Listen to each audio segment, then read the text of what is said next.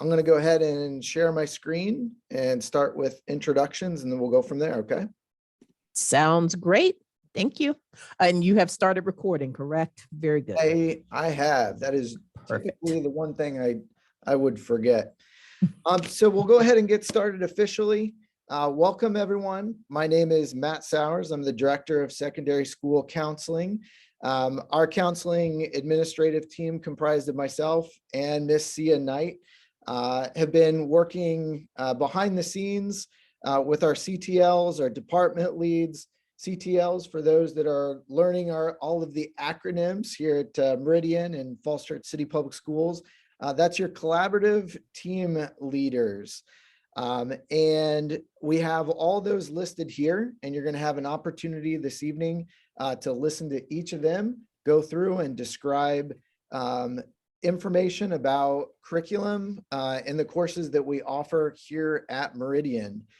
So Miss Knight, can you go through and describe how families have an opportunity to have an interaction with us this evening, given that this is a live streamed opportunity as well as recording it? Absolutely. There are a couple of different ways. You can submit any questions that you have in the chat feature. We will be monitoring that, and we'll hold those to the end of the presentation. So we're going to ask all the CTLs to kind of hang tight with us in case there's some questions at the end of the presentation. And also there's a Q&A function as well, if you'd like to use that. But I am going to be the holder and the keeper and the disseminator of the questions. So someone asked the question about, hey, am I muted? Yes, we muted everyone when you came on, so you don't have to worry about being outed for, I don't know, yelling at your kids or doing, not that any of our kids here in Falls Church City ever need any type of correction. Quick question before we continue.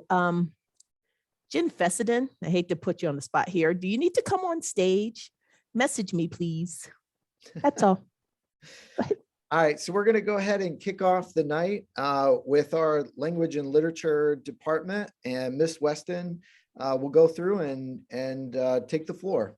Miss Weston.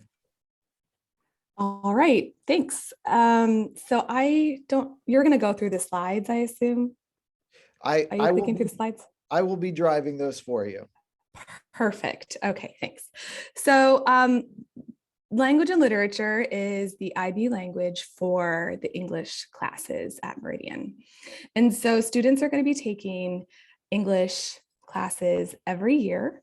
So if you want to go to the next slide, then basically in 9th and 10th grade, the classes are going to be within the MYP. And the curriculum is the same for both 9th and 10th grade in terms of units and major assessments.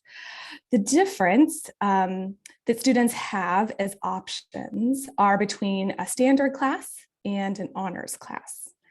So the honors classes will probably have a higher homework load, and they will move at a faster pace and will demand and teach a higher level of sophistication in terms of approaches to texts and projects than the standard level classes.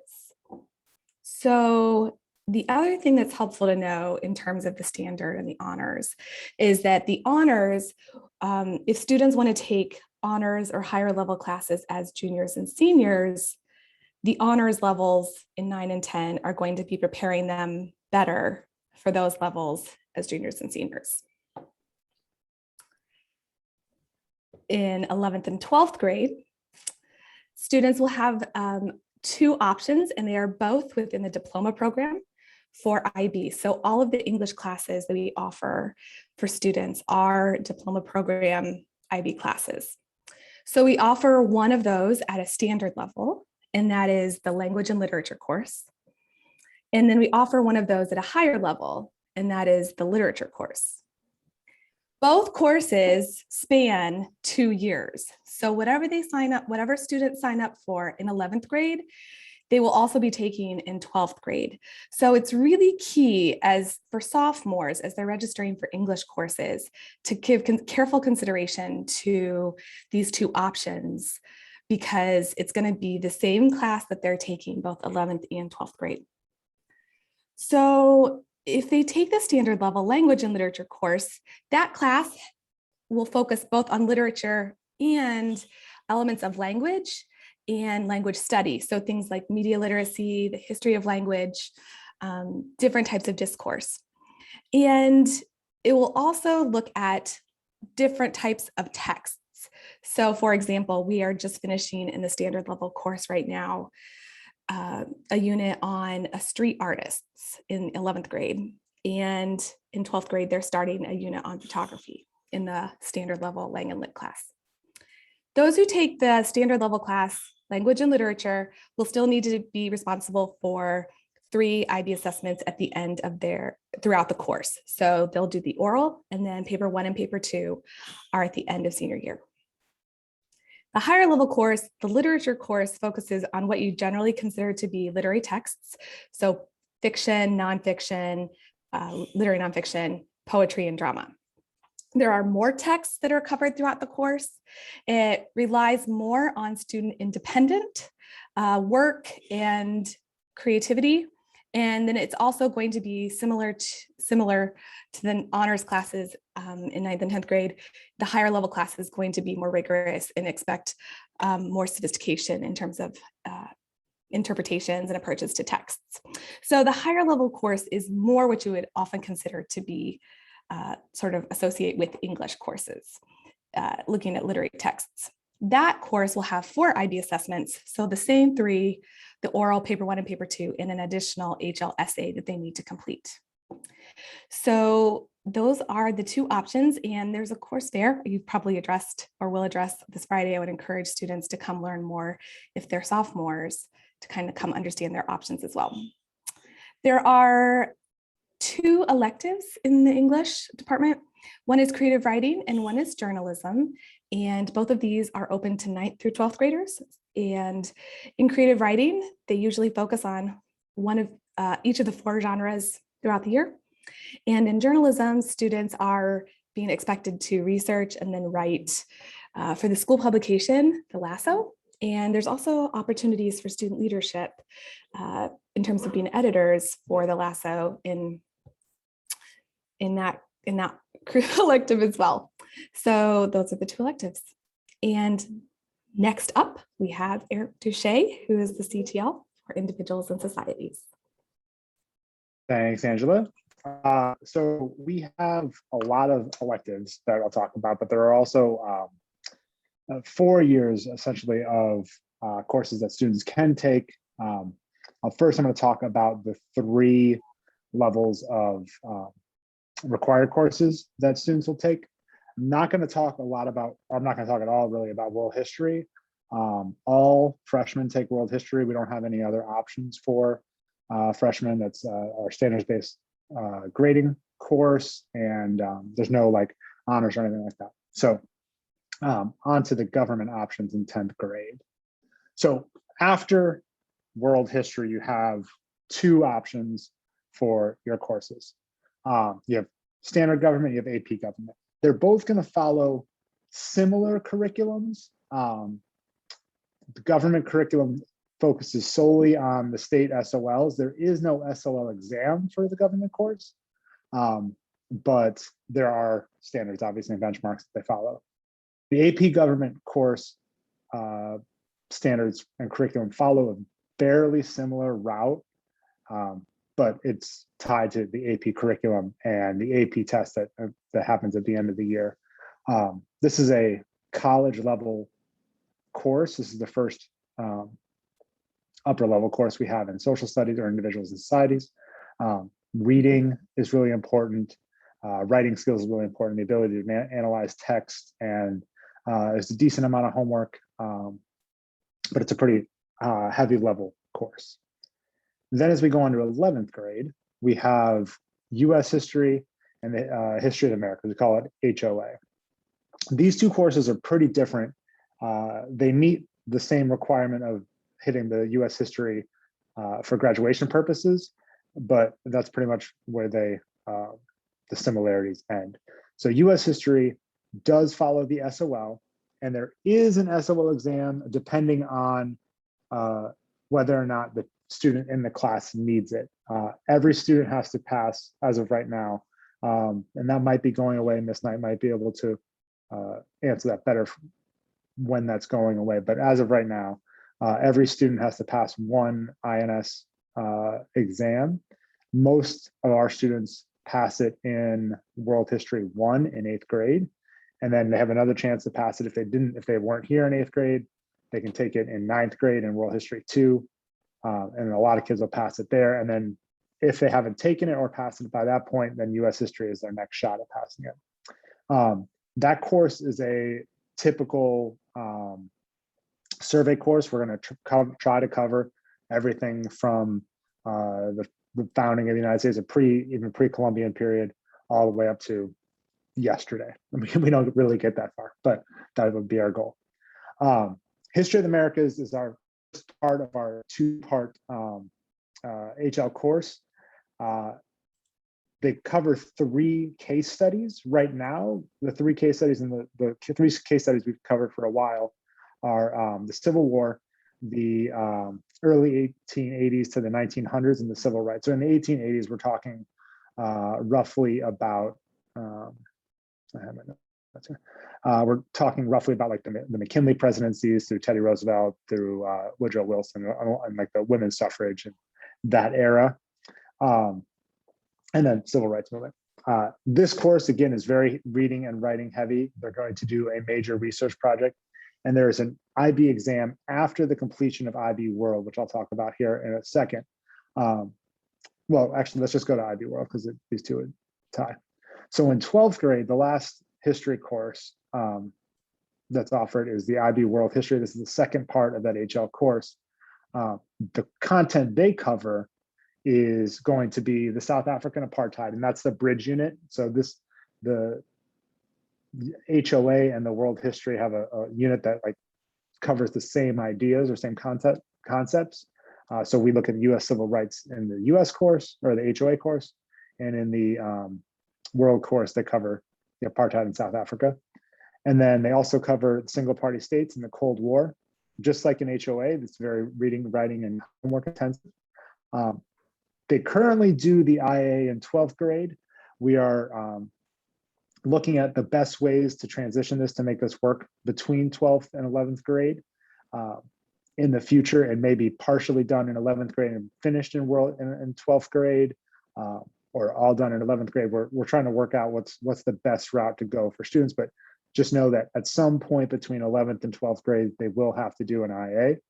And again, at the end of this course, they will take their IB exam that covers content from both HOA and IB World. Okay, so those are our like standard courses, and we have a bunch of electives that I can talk about now. So one really popular elective is IB Psychology. We have a couple options. We have the SL course, which is the 1-year course, and the HL version, which is 2 years. Both have IAs, both have IB exams. The SL just covers a little bit less content because they're not in there for 2 years. Global politics is something we've been running for about 4 years now.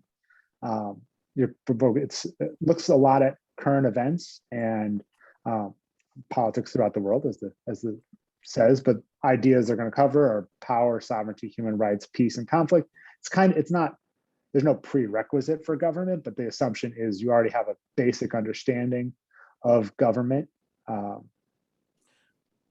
they build from there. Yeah, Mr. Duche, I'm not going to generally interrupt you all as you present, but the questions come up. What's an IA? So that's the internal assessment. It's typically going to be a paper that they write in that course. So it's that's why I said we're working on how best to do it between those two courses, but it's a student chosen, is that the word I'm looking for? Question. And then they do the research and they make an argument on a paper on that content. So Right now, currently, it's in the 12th grade course. They do it all the way throughout. Like I said, I think we might talk about moving it at some point to bridge the two, so it does a little bit better job of covering both. I hope that answers that question. Okay, so IB Business is another option we have. Again, also has an IA and an IB exam. Studies the principles of business, and it covers just a wide range of all those topics that you would cover in a typical college class. IB Economics is another option we have. Students choose 3 IAs from 4 possible topics. They're going to cover micro and macro, and it's a balanced course, and the ideas are applied, which is I think a lot of people like about this course. It's not just a lot of times economics can be just rote memorization of like supply curves and stuff like that. This course, you're taking this information and you're building a bunch of different things and applying it in different ways. And another thing that's important to note is this does satisfy the personal finance and economics requirement. Typically, students that are very interested in economics take this because the personal finance and economics requirement is something that all students have to do.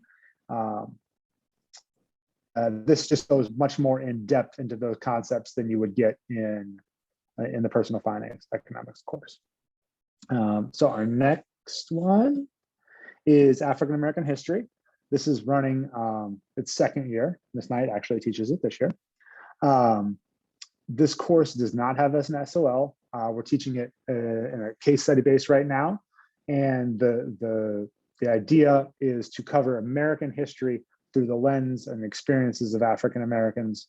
Do you want to speak at all anymore to it since you're here? No, it's great. Thank you. And TOK is our theory of knowledge course. Excuse me.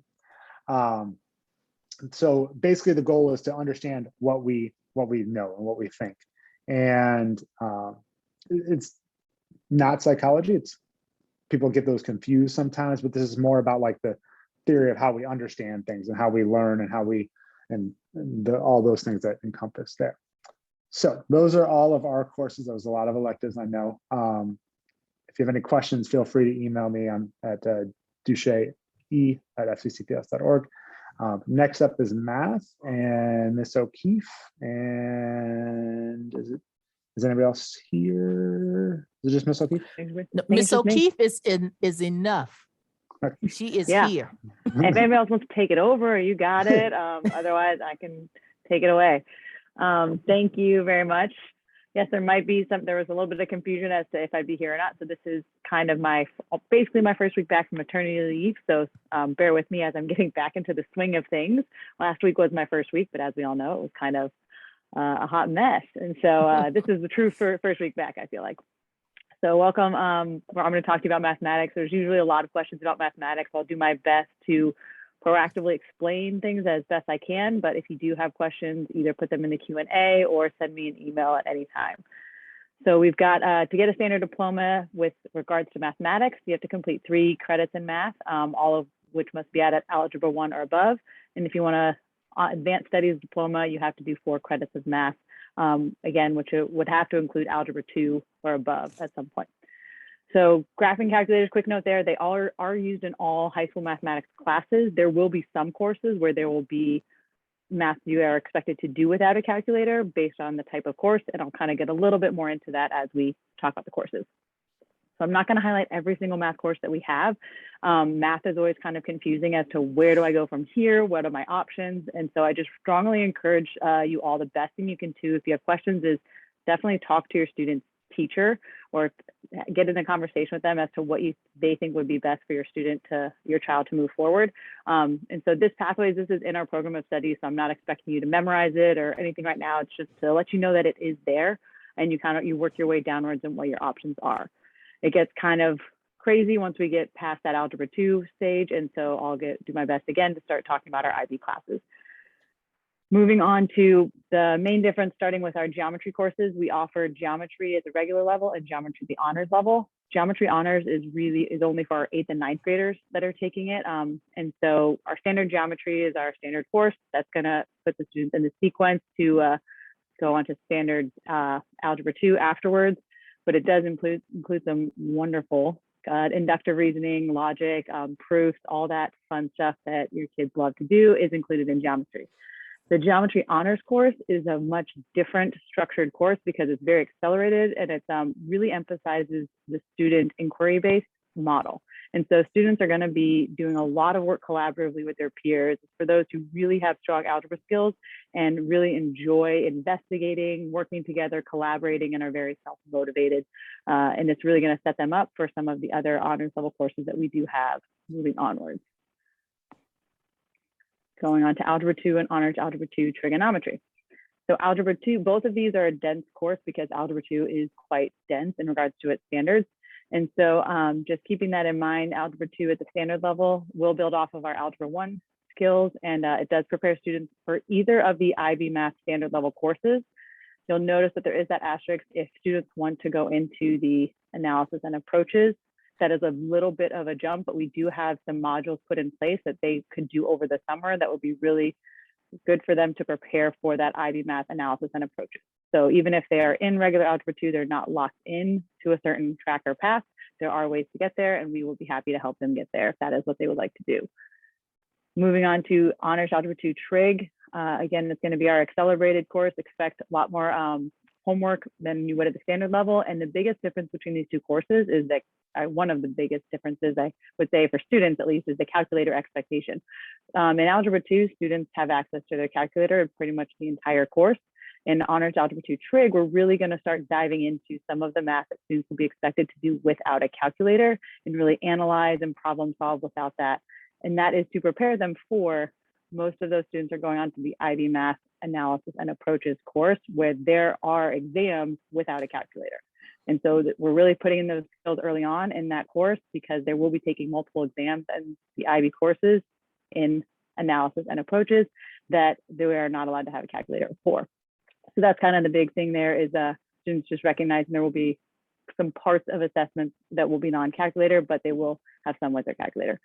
All of the topics in Algebra 2 are covered in addition to an entire quarter of trigonometry that we'll be working on in Honors Algebra 2 Trigonometry.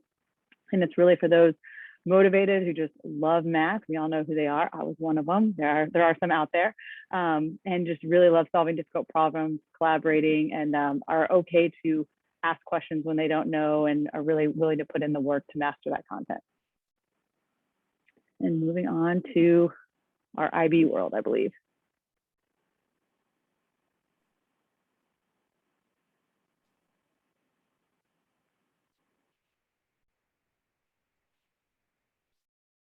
And so here we at the high school, we have two different courses that we offer at the standard level. And so when we talk about, you'll hear me reference them. I wish they gave them totally different letters, but they didn't when IB made these courses. So we have AI, which is applications and interpretations, and AA, which is analysis and approaches. So typically those coming into applications and interpretations are those coming from regular Algebra 2. But again, you can be coming from either of the Algebra 2 or the Honors Algebra 2, but you would have to have Algebra 2 to get into this course.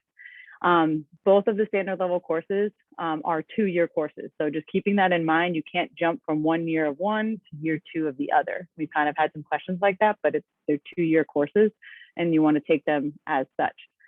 So applications and interpretations emphasizes really the meaning of math in context. And we're going to be using a lot of technology to help us solve real world problems and see how are we going to model the mathematics we're learning in certain situations and in the real world. And then in analysis and approaches, this is much more into our, hence the name analysis, but those way to analyze and more of the analytical way of solving mathematics. And so you should be able to manipulate algebraic expressions without a calculator, be able to draw conclusions, kind of thinking of that, I'm going to give you the answer, prove to me how you got there type of mindset. And so you really want to have very strong Algebra 2 skills coming into analysis and approaches. And I'll talk a little bit about more about the difference of the content. More in the videos that we have that are shared, I get way more into all of these courses. So just keep that in mind if this is a lot at once.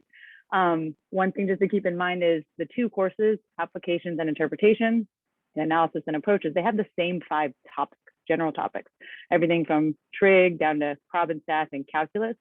It's just a matter of how many hours we spend on each topic. That's where these two courses differ. And so an example for that would be is in the second year of AI, we focus much more on probability and stats. We do calculus, but we spend less hours on it. Versus in analysis and approaches, we focus more heavily on calculus in the second year, and we do probability and stats, but we spend less hours on it. So just to kind of give you an idea that it's the same 5 topics, but we just allocate them much differently based on how we are teaching them for these two courses. And then the higher level. So we offer for the analysis and approaches course, we do have a higher level course. And so how you get there is kind of dependent on your year. This is the best way I could kind of explain it. The analysis and approaches year 1, that is year 1 for both the standard level and the higher level. They're all in there together. So from year 1, you could go on to the standard level year 2 or the higher level year 2. However, if you are a sophomore sitting in AA year 1, you can't take the HL exam as a junior and have it count toward your IB diploma. So there's all these kind of things that you just have to think about. And so I can always get more into those. I always get questions all the time about it later. So we do offer another course, AP Calculus BC, which is an extension of IB Math Analysis and Approaches because it goes much deeper into calculus than either the SL or HL curriculum requires. So students can take that after AA year 1 and then go on HL year 2, or they could take it after they take SL year 2. There's a lot of options there, but it's there because it's an awesome course, but also to help those students who cannot sit for an HL exam as a junior and have it count. That's the big thing there.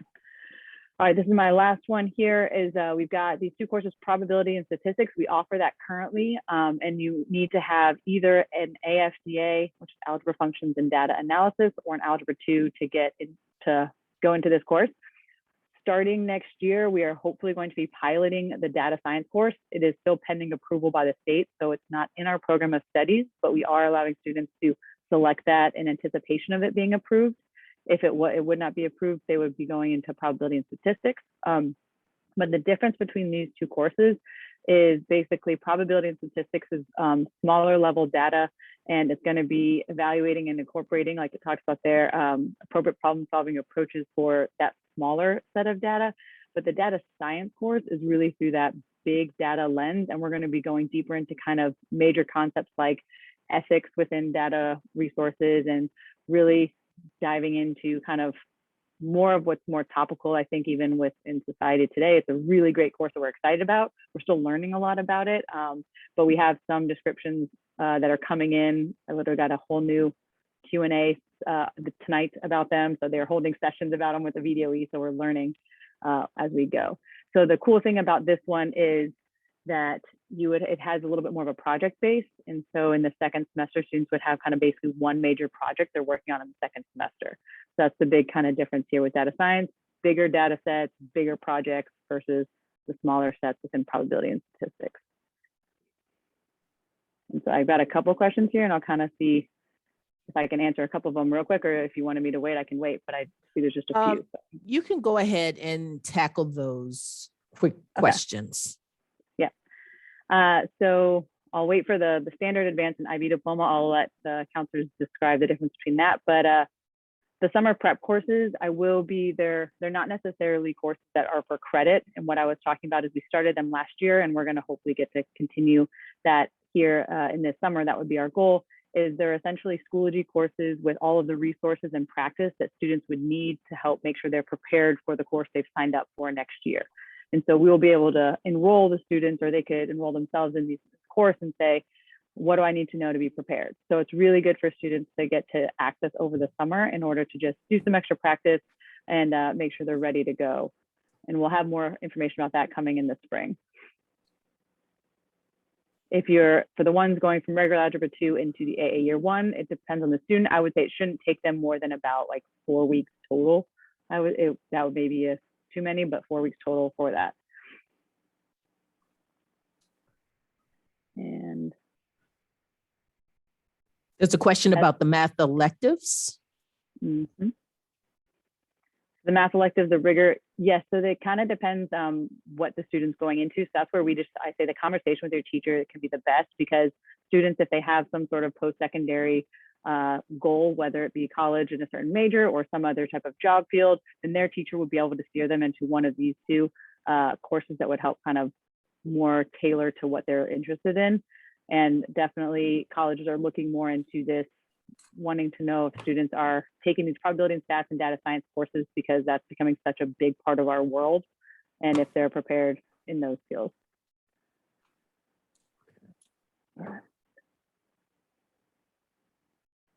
So the only exam that has the main restriction, I see the exam restrictions, students have to be, technically IB courses are for diploma program courses are for juniors and seniors. And so that's why, but that'll be an IB conversation. So like, I'm gonna get to, I was trying to stop myself. People are gonna tell me to stop talking. Ms. O'Keefe, I'll highlight here towards the last few slides when we're going to have the IB specific evening that's coming up here in a few weeks with Mr. Coase, and we can let him dive into IB course sequencing and course offerings in terms of sequencing and how counselors navigate that to ensure students are able to achieve whatever diploma option that they're seeking. Great. And I can answer some of these questions in the Q&A as the others are going on, that I can kind of just pop those in. I don't need to answer all to everybody. So thank you guys. Math's always a very hot topic. I appreciate it. And I'll do my best to answer all your questions. All right, up next, we have Miss Pollock, and she'll be going through our science department. Yes, I have kept it very short here, and you can see on my first slide. Well, hello, I'm Carrie Pollock. Thanks for being here tonight. I am the Earth Science and Environmental Science teacher at Meridian, and I am happy to share the progressions that students take in the science department. These are all the science courses that we offer. There's a variety of ways that you can, that students can move through them. So the requirements for the Virginia diploma are to have a minimum of 3 science credits in 2 different disciplines. So the disciplines are biology, chemistry, physics, and earth science. That is for the standard level diploma, which is your most basic level in Virginia. And then to earn an advanced diploma, you have 4 different science courses throughout your high school career, and you take those in 3 different disciplines. Both of these include 1 verified credit for science, which means we just need 1 SOL science test passed in their high school career. So I'll talk a little bit more about that. Here is a look at the 9th and 10th grade options. 9th graders in our school generally take biology. There is an option to take environmental science as a 9th grader, which is a great opportunity for students that are still developing their science skills, their ability to plot points on graphs, or design an experiment, or think about which variables of an experiment need to be changed or isolated, or things like that. So the environmental science course is a science skills course for students that are still trying to build up to the skills they might need to be successful in high school biology or chemistry. So most 9th graders do take 9th grade biology in 9th grade. We offer it at 2 different levels. It's general biology or honors. The rigor is similar to what has been described in some of the other classes in math and English. You know, when you take a general class, you are going to see less work that needs to be completed at home, more ability to complete the work during the class time. You're going to see focus on the Virginia learning targets, the SOLs given to us from the state, and to make sure that that is understood well at the general level. And then the honors levels will have an increased pace. They'll move through the content a little faster, and they will have more extensive reading assignments and the expectation that a student can read or a textbook for the course and learn the content from that experience. So like reading and writing are relied upon to gain the content at the honors level. There's a higher level of sophistication in the systems they learn about and the types of problems they'll solve. And at the end of the year, they do a couple extra labs in biology for honors. So those are our ninth grade offerings. And then we have something similar in 10th grade. After students take biology, they generally take chemistry, and we have the general or honors level, but you do not have to take chemistry as a sophomore. You want to pay attention to the math that your student is enrolled in.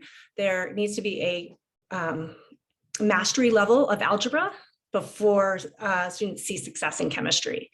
So that is one thing to pay attention to. If a student is not ready to move on to chemistry after biology, there is the earth science course offered that 10th graders can take that has less focus on math.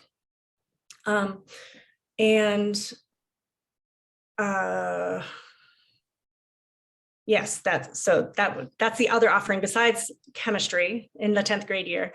But if they do take the chemistry, we have the same difference in rigor for the general chemistry and the honors chemistry, where we are seeing more homework and faster pace in the honors class and a focus on more complex problem solving. The last bottom right square on my graphic here is to show that if students have taken environmental science in 9th grade, they would move on to 10th grade to take either biology 1 or earth science, depending on their preference or their ability to memorize systems. I would say biology 1 is slightly harder because all the language is new vocabulary than earth science, but they're both very accessible at the 10th grade level. And then our pathway starts to get a little bit more complex. I didn't use boxes and arrows, but I think you can see that in 11th grade, you have some HL options, you have some SL options, and we have some standard level options like Gen Ed courses on the right. The two science HL offerings that we have at Meridian are biology and chemistry. It is the higher level. It's a 2-year course. It is the most advanced science courses we offer. And there is a focus on reading as a college level text. The question for your student, if they're interested in taking a higher level science, is physical science and complex problem solving, or life science and memorizing systems and cycles and functions of a system, right? Whether it's, the cell system or a body system or a plant. So that is kind of one thing we ask students when they're trying to decide which HL they would like to take, if they are sure they want to take a higher level science. And then the standard levels are a really good option. They are less rigorous. They move less quickly through the content. They cover less topics. And chemistry is offered as a 1-year SL. So you could take it as a junior or a senior. Environmental science and physics are offered as a 2-year SL, which is a really nice opportunity for students that are trying to challenge themselves to take an IB course. But we still have time. We have the time to slow down on the topics, take as much time as we need to master before we move on in our 2-year SL courses. So that is a nice opportunity for us. Not every school offers 2-year SL courses.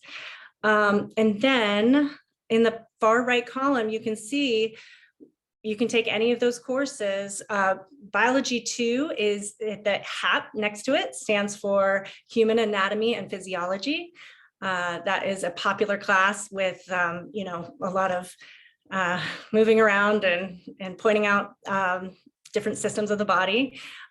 We have forensics, also a popular class. It is an approach to chemistry that looks at the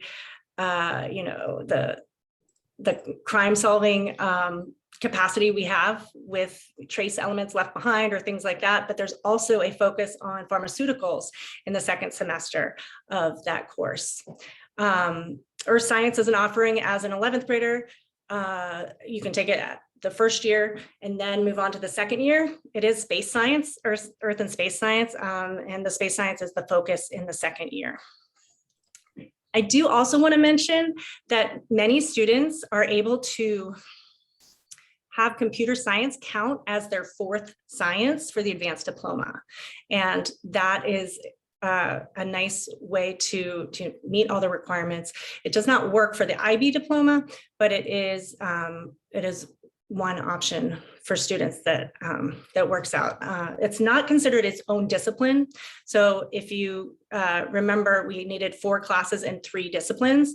This wouldn't be its own discipline, but it would be a 4th extra class. So those are my slides. I hope that you will make a note to also check the descriptions of the courses in the program of studies, which is what contains a lot of the details that the math and the English teachers included here tonight, because that information is available, and I'm happy to answer questions. And now I think we're passing it on to Holly. We are, and Ms. Pollock, you have some work cut out for you. There are several questions for you in the Q&A section. I can do it. I can do it. Yes. All right, thank you so much, Carrie. I am Holly Garcia, and I'm going to talk about the language acquisition program at Meridian and Mary Ellen Henderson, because I think more than any other discipline in our 2 buildings, ours is truly a 6 to 12 program. The difference being that in our discipline and others is that many of our students actually get credits for their high school graduation while still in middle school. And that's not always true for all disciplines. In order to acquire an advanced studies diploma, students need to take 3 years of one language or 2 years each of 2 different languages. We are now offering ASL. In fact, we offer 4 languages currently at MEH and Meridian: Spanish, French, Chinese, and ASL. ASL, unfortunately, is not yet approved in the world of IB for the diploma program. It counts fully for the advanced studies diploma for the state of Virginia, but students who are wishing to get the IB diploma upon graduation should choose another language that is not ASL. They can always take ASL as an elective, but it won't count toward an IB diploma because none of that testing, paper 1, paper 2, IAs, none of that exists for ASL yet. It is under consideration by the IBO, sort of put on hold by COVID. So if you have a very young student and you're just looking ahead right here, it is a possibility in the future, but not at present. Like I said, we have 4 languages that we use, and that idea of 3 years of one language and 2 years of 2 would be a student taking 1, 2, and 3 of Spanish, or of French, or of Chinese, or of ASL, and or taking, say, 1 and 2 of Spanish and then 1 and 2 of ASL, for example, and getting, which would be a total of 4 years, but at the lower level of language. Though the requirement for the advanced studies diploma and the standard diploma is as such, we definitely encourage students to continue on. At Meridian, we're definitely really proud that we produce graduates that are highly proficient in a second language. And a lot of them have outside experience. And so, and they're becoming multilingual. They might speak one language at home, English at school, and then take another language with us. But even those who didn't come in with any experience often graduate with a really high level of proficiency. Beyond the 1 through 3 track, which some students finish as early as their 9th grade year, We have levels 4, 5, 6, and a few students who even make it to 7. At the level 4, students can take regular level 4. That would be with no AP or IB distinction. Most students who are in that course just enjoy language and they're interested in learning more, but they don't feel strong enough or are definitely bogged down by other requirements and other classes that they don't want to take on the challenge of the AP or IB exam, but are just interested, and we highly encourage that. We have an AP level 4 for Spanish. We don't offer AP in any of our other languages, but in Spanish, this is primarily geared toward our 9th and 10th grade students, mostly because we have students who come in with outside experience and they're able to test into a higher level of language. They finish level 3 in the 8th or 9th grade, and they cannot sit for an IB exam, and therefore instead of entering into an IB course with the eventuality of not taking the IB exam until their senior year, excuse me, they'll go into an AP course. We do offer, like all of the other disciplines I've mentioned, we have SL and HL courses. SL courses and HL courses both contain pieces of literature. We're not in Spanish, SL or HL, going to ask your student to read Don Quixote in the original Old Spanish, but they'll read poetry and short stories and some shorter novel pieces or fragments of novels in both. SL requires a greater focus on language and culture and current events, whereas HL has higher requirements for those literature pieces. It's nice sometimes we're able to work with the Lang and Lit department because they're required to read some pieces of translated works.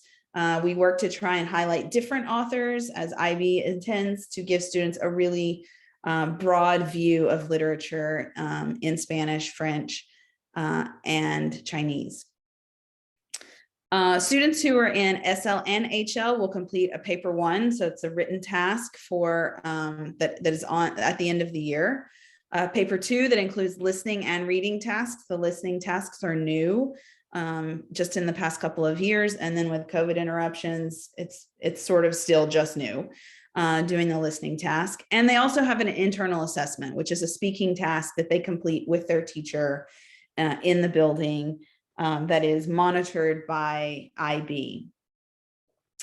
Word counts, length of speaking, and number of test items are greater for HL courses. If a student in SL is asked to write 150 words, a student in HL might be asked to write 275 words or something like that. That's pretty much it.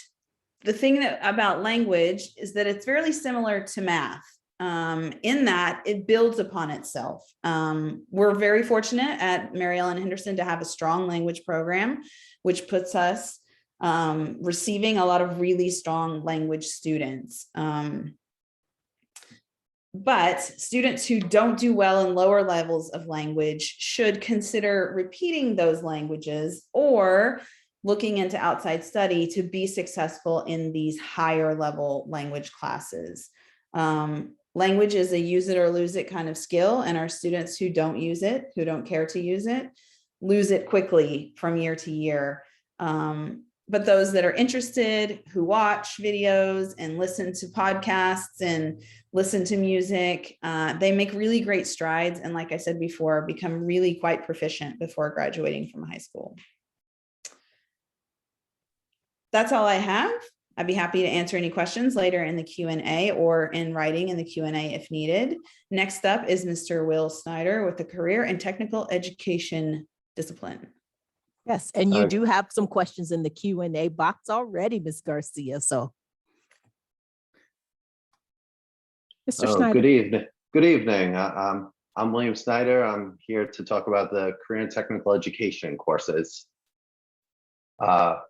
These are the courses designed to prepare students to be well-trained, industry-certified technical workers. So these courses are going to prepare them to be part of the workforce at some point, whether that means they go off to college and keep pursuing these ideas or go to the military. After that, we're hoping that these courses have prepared them well for that so that they could join the workforce. The state of Virginia recognizes this by giving out seals on the diploma if they create a cluster or follow a course sequence of these courses. Now, this is going to cover a bunch of different groups. I'm not going to go into too much detail about the courses, but I will give my best about each little cluster that we have here. These will all usually be taken as elective by students. So if they have spots in their schedule, they will cover it. So we start off by, we have 4 computer science courses that students could take over their 4 years at Meridian. We have the AP Computer Science. We have a Principles course and a Computer Science A. Those are both AP college level courses. The Principles course is meant for beginner students. Computer Science A is meant for students that want to learn how to program in Java. And then we have IB Computer Science, which could be taken 2 years. It's both SL or HL. And that's for the more serious program coders that want to learn how programs, both the hardware and software work. We have a design cluster. We have 4 possible courses, so students could go for 4 years taking design courses. We have Design 1, which is about technical drawing and design. Design 2, they could do with engineering, drawing, and design. And then we have the IB design, which is both SL and HL, which could be taken 1 year as SL or take 2nd year as HL in a great lab that we have up on the 5th floor at Meridian. Then for the students that want to cluster in education for sports medicine, we have 2 courses with Coach G. She teaches Athletic Training 1 and Athletic Training 2. Students that want to work more with the visual arts and the computers, we have computer graphics courses, Computer Graphics 1 and Computer Graphics 2, 2 separate years there. Students within the, we could certify students could get certified with EMT training, emergency medical technicians. For 1 year, you could take EMT 1 and 2. And then if you want to continue with that, we have EMT 3. And new to Meridian this year with our sustainability initiatives and goals with Virginia is the energy cluster. The 2 courses we'll have next year are energy demand and energy and power will be a new course that we offer next year. So where can you start taking these courses? This is where it gets a little trickier, tricky here. If we just look at computer science, any student 9 through 12th grade could take AP Computer Science Principles. There's no prerequisite for principles. You could take that at any point. That is a class intended for students that are hesitant about learning how to code. Then we have another course, AP Computer Science A. That's again for students that want to learn how to program in Java. They could take that course also any point 9 through 12th grade. Now, if a student wants to take the IB Computer Science, AP Computer Science A is the prerequisite for that. So they have to take AP Computer Science A before the IB Computer Science courses, which you could take in 11th and 12th grade. We have many students that take 4 years of computer science and get a seal on their diploma with that. Then we have the design cluster. Design, you could take Design 1, any student could take that 9 through 12. Then if they take Design 1, they could then take Design 2, followed by Design SL or HL1. And then finally their 4th year, if they want to, they could take IB Design HL for 4 years straight of the design.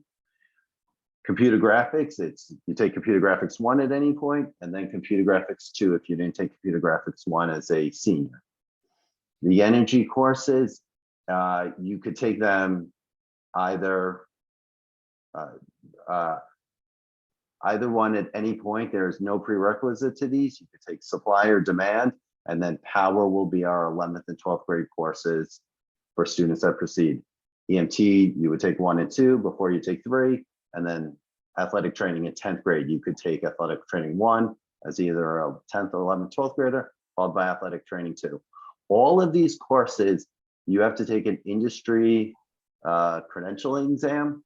So all of the first years of each one of these tracks, the students would take what's called a workplace readiness exam to show that the students are ready to enter the workforce. This is a general workforce exam.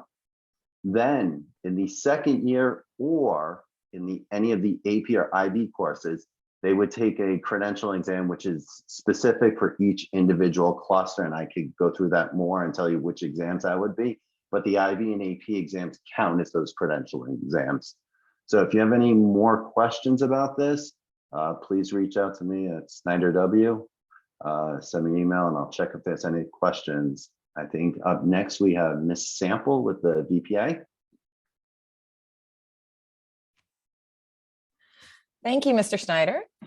So my name is Jamie Sample, and I am the choir director here at Meridian High School. You guys hearing me? Oh, I don't We think can so. hear you, Miss Sample. You're Okay. you're loud and clear. We have you. Great. All right. Thank you. Sorry, I'm watching the visuals over there. So I'm happy to be here with you this evening to talk about the wonderful electives that we offer in our Visual and Performing Arts department. In our Visual and Performing Arts department, unlike our other departments, all of our courses are electives. And so we look at the skills and the various ways that our students find to express themselves creatively, to ways that they think critically, the way that they solve problems, that they explore flexibility, that they work independently as well as part of ensembles and in groups. And it's an important aspect of our holistic approach, the IB approach to our students, to our learning, that we have that balance piece, that we have that creative piece, that we allow for that time in the school day to switch gears, to do something different with our brains, to use different skills. And so it's really wonderful that we have a variety of ways for our students to engage in visual and performing arts. If we take a look at that next slide, we can see a little bit of what those offerings are. So in instrumental music, our students have the opportunity to participate in symphonic band, wind ensemble, jazz ensemble, and those groups are, students are placed in those ensembles based on the recommendations of previous teachers, as well as an interview and audition process with Miss West. We offer 4 levels of guitar for those students that want to pursue that instrument. In the vocal music area, we have concert choir and chamber singers, and those students are placed through recommendations with Ms. Carpel from the middle school and or auditions with me. We also offer an IB music course, and like our other IB courses, there is an SL level as well as HL1 and HL2. That course is available to all students regardless of ensemble experiences. In our theater department, we offer theater 1 and 2, and then our various levels of IB theater, SL, HL1, and HL2. We also, 2 years ago, started offering a technical theater course, which is a great way for our students that enjoy being behind the scenes to engage and to receive some really great hands-on training and active work within our theater. Some of these students go on to work in theaters in their colleges and in their professional time, and they spend time supporting not just our performances in our school system, but also in our community for those groups that come in and use our community spaces. We also offer film 1 and 2 and IB film sequences, SL, HL1 and 2. And in our visual arts, there are lots of wonderful ways for our students to connect to the visual process. We offer levels art 1, 2, 3, and 4, as well as IB art. And sometimes people ask, well, why do we have art 3 and 4 as well as IB art? The IB art courses are not just the creative process, but there's a great deal of analysis and writing and research that is attached to those as well. And some of our student artists are just not ready for that level of study and appreciation, as well as expressive aspects of that portfolio experience. So we offer 3 and 4. We offer photography 1 and 2 and our ceramics offerings. This is the first year we've offered ceramics 2. Last year was the first year we offered ceramics 1, a very popular course. Students are hand building in that course as well as throwing on the wheel and creating some really beautiful things. So as we've seen in some of our other disciplines, what are your options as you move through the grades? So our classes that offer 1, 2, 3, and 4, you can see that at art, you can see that in guitar, and the progression through theater and film is also pretty apparent. When we talk about our music ensembles and why a student should be involved in 4 years of music, the experiences that a student has from year to year in wind ensemble, symphonic band, chamber singers, concert choir, each year, the multitudes of repertoire, the opportunities to perform vary. And so we build on those skills. Their positions within the ensembles grow. A student that comes in as a freshman, maybe playing fifth chair, maybe part of concert choir, maybe still building those skills. And as they grow, the leadership roles that they take in those organizations as they build those skills are wonderful experiences for them.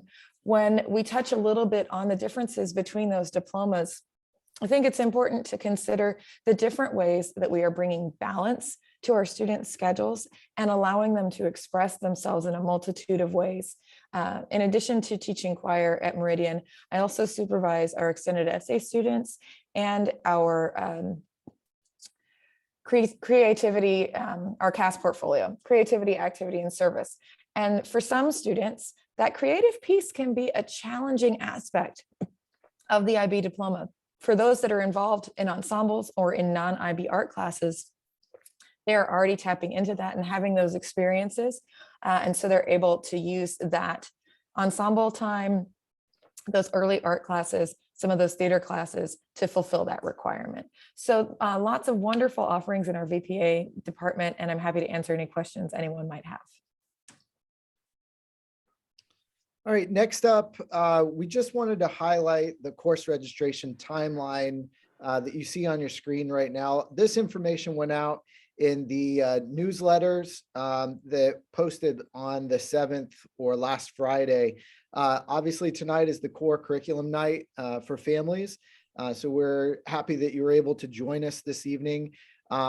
We're excited to bring back, we had done this for about 3 years in a row prior to COVID and the pandemic and being released and having school through the virtual mode. The course selection fair, that's going to be an opportunity during block 8, the end of the day on Friday afternoon for our rising 10th grade through rising 12th grade students to preview a lot of the courses that families were able to consume and listen to this evening firsthand from our teachers going to their classes, and students will select 3 different courses that they would like to learn and grow more about on Friday. Courses that they're not able to visit or the classrooms they're not able to see. We will have video opportunities for students to be able to review those courses on their own time.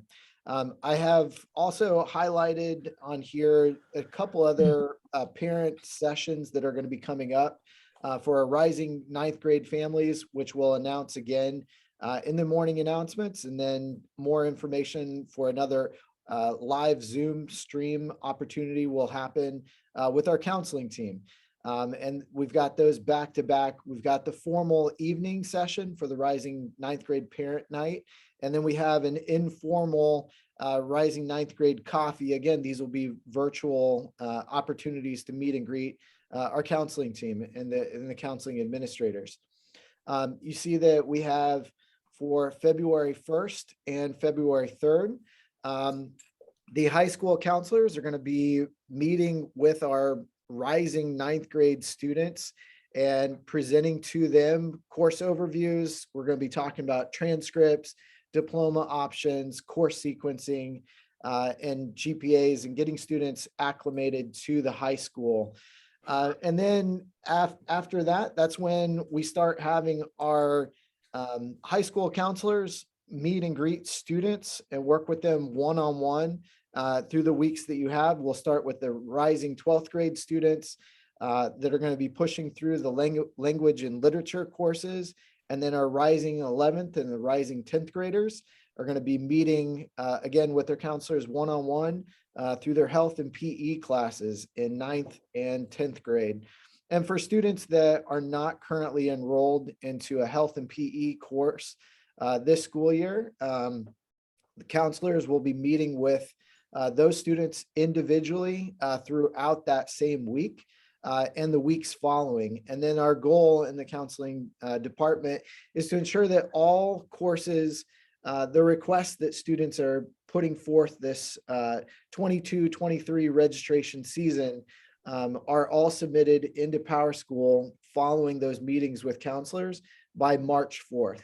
But we also recognize and understand if students decide to make any changes that they just reach out to their school counselors, and we'll go ahead and navigate those and take those into consideration as we're going through the course registration process.